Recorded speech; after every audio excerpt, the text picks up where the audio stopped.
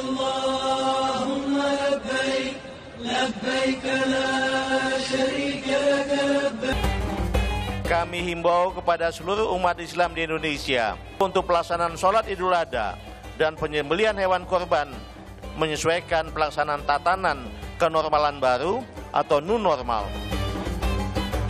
Pandemi COVID-19 mendorong kita untuk memaknai pengorbanan lebih dari sekedar ritual penyembelihan hewan kurban.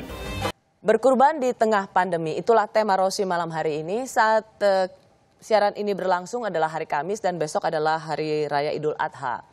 Secara mengejutkan, laporan dari jalan tol, dari kepolisian, itu terjadi mobilitas atau lalu lintas yang keluar, kendaraan yang keluar dari Jakarta menuju daerah-daerah di luar, di titik-titik Pulau Jawa itu lebih dari 15.000 kendaraan.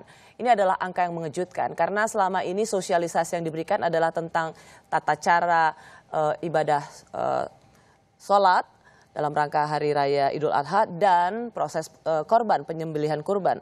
Tetapi tidak diduga bahwa malam hari ini karena juga besok libur, ribuan kendaraan keluar dari ibu kota menuju kota-kota di Jawa Tengah. Pak Menteri Agama, dalam surat edaran Bapak, Bapak mengatakan bahwa akan ada pengawasan penerapan protokol kesehatan dilakukan oleh aparat kantor wilayah Kementerian Agama Provinsi, Kabupaten Kota, dan kantor urusan agama kecamatan bersinergi dengan instansi lainnya. Dengan kedatangan begitu banyak masyarakat ke kampung halaman masing-masing, menurut Bapak ini akan jadi beban berat nggak untuk Kementerian Agama di Provinsi, Kabupaten, Kota? Jadi beban berat memang, tapi kembali kami sudah bersinergi dengan semua pihak yang terkait untuk sama-sama mencoba menata ini dengan sebaik mungkin. Memang kembali keputusan apapun yang kita ambil tidak akan ada yang bisa menyenangkan semua pihak. Tapi menurut kami inilah pilihan yang terbaik. Dalam situasi seperti ini, masyarakat sudah jenuh, kegiatan ekonomi sudah mulai jalan, mal-mal relatif sudah penuh dan sebagainya. Ini pilihan terbaik. Kita hanya menghimbau dengan sangat. Tolong betul-betul protokol kesehatan dijaga. Berkali-kali bilang tolong protokol kesehatan dijaga. Selama ini kami melihat seperti yang telah dilakukan di rumah-rumah ibadah. Kelihatannya semua mereka ketat melakukan itu. Saya banyak melakukan sholat-sholat jemaah di masjid-masjid di sekitar Jakarta maupun luar kota. Saya lihat mereka dengan sangat ketat melakukan protokol kesehatan. Ya mudah-mudahan dengan begitu, mudik ini ya tentu saja risikonya menjadi lebih tinggi daripada tidak mudik ya. Tapi mudah-mudahan kalau mereka semua disiplin dengan protokol kesehatan yang memang sudah mulai menjiwai semua orang, mudah-mudahan keadaan sudah tetap baik lah gitu. Harapan kita begitu. Ya, saya kembali ke narasumber di studio. Mbak Yeni mengkhawatirkan ini akan jadi klaster baru nggak? Ya pasti khawatir, karena kalau kita melihat kasus-kasus yang terjadi baik di Indonesia maupun di dunia, begitu ada kerumunan massa yang melebihi jumlah yang wajar gitu ya menurut WHO, standar WHO, maka kemudian banyak tercipta kasus-kasus klaster-klaster baru. Nah di sini juga yang saya khawatirkan adalah kesiapan dari pemerintah daerah untuk mengantisipasi kalau kemudian ternyata ada lonjakan jumlah pasien di daerahnya masing-masing. Apakah fasilitas daerahnya sudah memadai? Apakah jumlah tempat tidur di rumah sakit? Ini PR besar ya? Ini PR besar. Kedatangan begitu banyak orang? Betul, ini pasti akan membawa beban berat bagi pemerintah daerah. Jadi koordinasi dari pusat dan daerah harus ditingkatkan dengan melihat fenomena yang terjadi pada saat ini. Nah yang kedua, ketika kembali ke Jakarta, kembali ke kota-kota besar, ini juga harus diwaspadai. Karena kemudian mereka bepergian, mereka berinteraksi dengan banyak orang. Tadinya kalau di Jakarta mungkin mereka WFH dan lain sebagainya relatif aman, ketika kembali ke Jakarta. Tidak ada yang bisa menjamin mereka juga berkerumun dengan sanak saudara yang ada di sana. Betul. Pak Muti, bagaimana supaya hari yang suci ini jangan kemudian menjadi satu resiko yang besar? Ya, yang pertama kita harus menyadari bahwa beribadah itu tidak berhenti pada pelaksanaan ritualnya, tetapi juga harus diperhatikan aspek-aspek lain dari pelaksanaan ibadah itu. Yang pertama, ibadah itu tentu tidak boleh mengabaikan maqasidus syariah, tujuan dari disyariatkannya suatu ibadah di dalam Islam. Salah satunya yang sangat esensial adalah hifdzun nafs, melindungi kehidupan atau melindungi jiwa manusia. Ini penting dan harus menjadi bagian dari kesadaran kita bersama-sama. Kemudian yang kedua, kita ini harus berpikir tidak hanya keselamatan diri kita sendiri, tapi juga harus berpikir keselamatan orang lain. Sehingga dalam kita berinteraksi juga harus kita pikirkan bahwa oke lah kita bertemu dengan keluarga itu satu kebahagiaan. Tetapi juga jangan sampai kebahagiaan kita itu juga kemudian menimbulkan persoalan di kemudian hari. Sehingga ada meeting ya, pertemuan. Memang bertemu secara langsung dengan bertemu secara virtual itu berbeda rasanya. Shaking hand dengan hanya say hello lewat layar seperti ini rasanya ada yang berbeda. Kurang rasanya. Ada yang kurang, ada yang hilang, bahkan tidak hanya kurang Mbak Rosi, tapi ada yang hilang juga. Dan itu memang sangat manusiawi dan sangat dimaklumi apalagi dalam kultur Indonesia di mana kita ini punya tadi kekerabatan yang kuat. Tetapi memang ada yang harus kita rubah, yaitu tradisi komunal ini yang harus kita rubah. Sehingga oke lah menyembelih ya. Misalnya menyembelih bersama-sama menyaksikan dengan menyembelih yang kita tidak melihat. Memang ada rasanya kok nggak marem gitu. Tetapi kan demi keselamatan, asalkan kita niat karena Allah, kemudian dilaksanakan sesuai dengan syariat, ya sudah semuanya kita kembali kepada Allah, semuanya bisa berbahagia dengan menerima daging kurban yang berasal dari sembelihan kita, walaupun tidak melihat fisik dari binatang itu dan tidak bisa melihat fisik orang yang menerima daging yang saya akan masuk apalagi sebentar Mbak Rosi, apalagi kalau sholat Idul Adha itu sifatnya sunnah muakkad. Jadi ini sunnah yang tidak diwajibkan tapi dikuatkan memang. Artinya kalau kemudian ada hal lain yang bisa membawa masalah bagi kita, ini bisa ditiadakan dan sholat di rumah saja. Apa komunikasi, sebagai seorang pakar komunikasi dari FISIP Universitas Airlangga, apa komunikasi yang masih harus dilakukan oleh pemerintah? Ini yang berbahaya tuh begini. Ada persepsi bahwa sekarang ini lebih aman dibandingkan sebulan 2 bulan yang lalu. Padahal kita tahu jumlah yang terpapar di Indonesia sudah meningkat sangat besar. Saya tadi buka itu sekitar 106.000 lebih yang sudah terpapar positif corona. Artinya yang menyebarkan corona kan jumlahnya lebih banyak. Kalau sudah yang menyebarkan lebih banyak, harusnya dipersepsi bahwa sekarang ini lebih berbahaya dibandingkan sebulan yang lalu, 2 bulan yang lalu. Tapi karena tadi ada kejenuhan, bahkan yang jenuh ini tidak hanya masyarakat, tapi media pun sudah agak jenuh untuk memberitakan COVID ini. Sudah nggak menarik yang namanya ngomong tentang angka-angka, nggak menarik.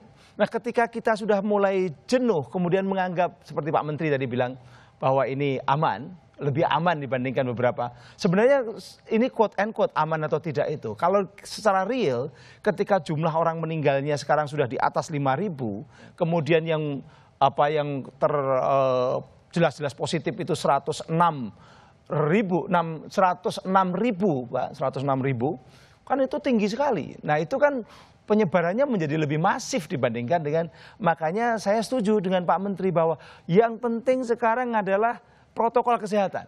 Bisa nggak teman-teman itu yang sekarang pada mudik itu ingat bahwa mereka harus physical distancing, harus pakai masker, harus. Nah ketika masyarakat itu ternyata mulai tadi jenuh dan sebagainya, orang berperilaku itu mengikuti setting sosial masyarakat. Saya tidak hanya persoalan komunikasi, mungkin dia tahu bahwa ini berbahaya, tapi ketika lihat orang kok banyak yang ingin mudik, temannya ingin mudik, saudaranya mudik, ikut mudik dia. Termasuk sebenarnya juga ada kebingungan juga sih.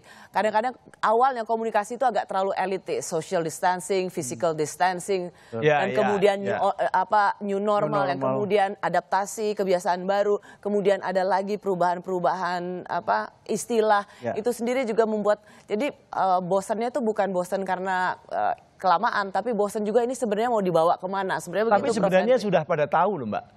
Masyarakat tuh banyak yang sudah tahu. Tapi tidak semua orang tahu itu lalu mengikuti perilaku dan sikapnya itu mengikuti kognisinya atau pengetahuannya belum tentu. Pak Mukti tadi bilang besok mau pulang, padahal dia tahu juga itu berbahaya. Berarti kan saya mungkin berubah pikiran. Setelah melihat begitu banyak, Pak Menteri Agama jadi ketawa, nggak jadi pulang. Oke, saya mau masuk ke dalam besok hari suci bagi umat Muslim, Hari Raya Idul Adha berkorban, yang juga menjadi proses yang banyak ditunggu itu adalah proses penyembelihan kurban. Pak Menteri, Anda bisa memastikan nggak atau bagaimana dipastikan bahwa proses itu bisa mencegah kerumunan? Apa yang kita punya? Di dalam surat edaran kami, memang kami menggarisbawahi ya, pemotongan kurban boleh dilakukan, tapi satu di tempat terbuka. Kemudian kami pesankan beberapa protokol kesehatan, sebagai contoh, bawa alat masing-masing, kemudian jaga jarak, pakai masker, kemudian juga cegah adanya kerumunan. Tapi kemudian poin lain kami garis bawahi dalam kaitan banyaknya yang terkena sebagai korban COVID-19 ini dari aspek ekonomi. Kami garis bawahi bahwa pemotongan kurban itu memang hukumnya sunnah yang sangat dianjurkan juga. Dan daging-dagingnya satu boleh untuk yang memberikan kurban dan keluarganya, boleh juga untuk tetangga dan sahabat-sahabatnya, kemudian yang lainnya untuk fakir miskin. Tapi kali ini kami garis bawahi, tolong sebanyak mungkin untuk fakir miskin dan juga yang mereka yang terkena dampak COVID-19 ini. Itu kami garis bawahi tentang masalah pemotongan korban. Protokol kesehatan harus dilakukan secara ketat. Dan kalau dilakukan di tempat terbuka mungkin akan lebih mudah juga mengawasi teman-teman kami yang ada di lapangan. Saya kira akan berbagi-bagi tugas untuk mengawasi ini, dibantu oleh semua pihak yang terkait. Begitu. Ya. Jangan sampai itu kemudian karena sudah bersama-sama pulang kampung ini menyaksikan bersama. Cuman biasanya Mbak Yeni ya bukan yang berkurban yang rame loh, orang yang mau nontonin yang rame. Betul. Ya. Anak-anak kecil biasanya malah rame sekali. Itu yang menjadi sesuatu yang gimana ya? Yang berkurbannya mungkin dia tahu harus protokol kesehatan, nggak usah harus lagi pegang, nggak usah dilihat. Tapi yang nontonnya yang lebih banyak. Pada siapa kita bisa berharap yang seperti ini tidak terjadi? Menurut saya kita harus menyertakan semua pemimpin di masyarakat kita, baik formal maupun informal, ya, baik pejabat-pejabat publik maupun ya tadi tokoh masyarakat, tokoh agama, bahkan Pak Kepala Desa, Pak RT, Pak RW, kita menghimbau agar tidak terjadi kerumunan. Ya, jadi ketika pun ada terjadi kerumunan dijaga betul bahwa mereka tersebar di banyak tempat dan tidak menyatu jadi satu gitu. Nah, ini mungkin memerlukan koordinasi yang sangat luas dan himbauan, bukan cuma himbauan sebetulnya ya. Pemerintah harus menggunakan pemerintah kan punya jaringan, Mbak. Ini harus dipakai untuk bersosialisasi kepada masyarakat, terutama yang masih bisa dijangkau oleh pemerintah, para aparat pemerintah sampai di tingkat paling bawah. Muti bisa nggak kita ini? Ya memang tidak selalu mudah ya, karena kita ini kan masyarakat yang masih komunal.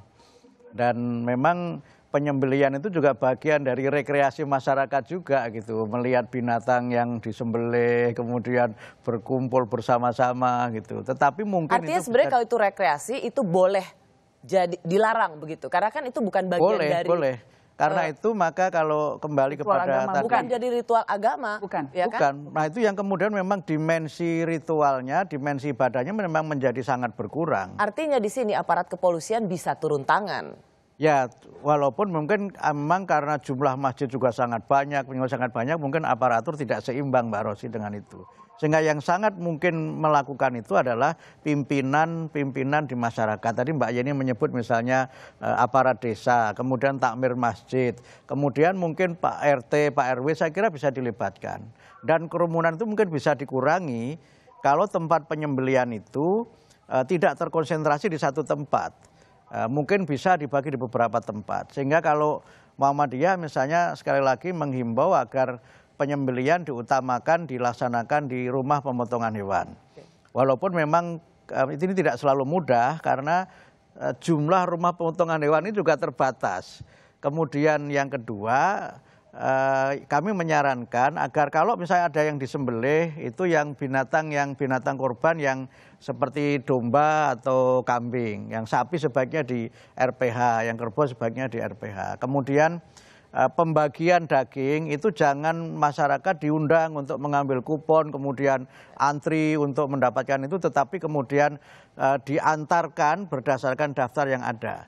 Sehingga kita mencoba untuk berkorban yang lebih civilized, yang lebih berkeadaban dengan misalnya berbasis data. Kita menggunakan big data dan kemudian merubah mindset kita bahwa yang penting dalam berkorban itu bukan kita menyaksikan binatang korban yang kita sembelih itu, kemudian bersama-sama secara atas nama bergotong royong ikut serta di situ, tapi serahkan kepada yang profesional, serahkan kepada mereka yang memang punya kemampuan di situ, dan kemudian yang lainnya yang tidak ada hubungannya dengan perayaan itu ya sudah tinggal di rumah masing-masing saja. Kalau perlu itu di rumah juga masing-masing. bagian dari pengorbanan. Betul. Itu yang tadi kayak Mbak Yani bilang, kita berkorban untuk kebaikan kita bersama. Betul, ya. Kami kembali sesaat lagi.